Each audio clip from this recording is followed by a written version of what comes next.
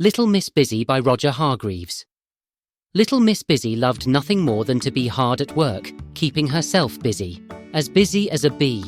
In fact, as busy as a hive of bees. Every day, she would get up at 3 o'clock in the morning. Then, Little Miss Busy would read a chapter from her favourite book. It was called Work is Good for You.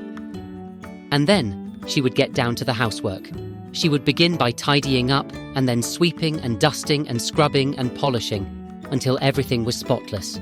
She would clean her house from top to bottom and then from bottom to top, just to make sure. She even dusted the bread and polished the butter. She wasn't happy unless she was busy working. And she didn't rest all day long, not for a minute, not even for a second, from 3 o'clock in the morning until after midnight. That was until last Monday.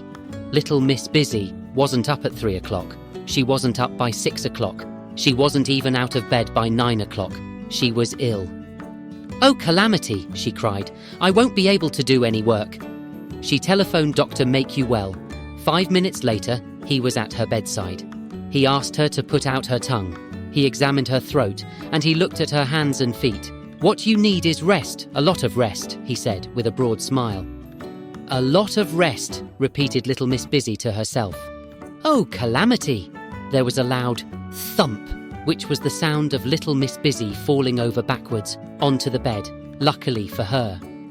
On Tuesday, Mr. Strong called to see Little Miss Busy. He brought her 72 eggs. "Go on, count them. There is nothing like eggs for giving you strength," said Mr. Strong. By the 72nd egg, Little Miss Busy was feeling much better. That was until Mr. Strong said, "Now you must rest to get your strength up." There was a loud thump, which was the sound of Little Miss Busy falling over backwards onto the bed, luckily for her. On Wednesday, Mr. Greedy came to visit. He brought an enormous bowl of food.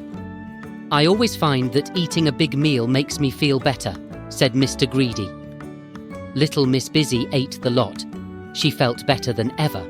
That was until Mr. Greedy said, "Now you must rest to let your stomach settle." There was a loud thump, and you know what that was, don't you? That's right. Little Miss Busy had fallen over backwards. On Thursday, Mr. Nonsense popped in to see Little Miss Busy. He brought her an umbrella. "Hello," he said. "I hear you're feeling well. You don't need a rest." Little Miss Busy jumped for joy, right out of bed. "You need a holiday," finished Mr. Nonsense. There was a loud thump. "That's right. There, you look better already," said Mr. Nonsense, and left by the open window. Little Miss Busy picked herself up. A small smile formed on her face. Something Mr. Nonsense had said had actually made sense. She had never thought of going on holiday before. The more she thought about it, the happier she felt. She thought of all the fun things she could do. There was the planning and organising. There was all the shopping she would have to do. There was the packing, and she would have to learn the language and read lots of books about the place she was going to. What a lot of work! Little Miss Busy smiled happily. The following Thursday, she was awake at 3 o'clock in the morning. Everything was ready.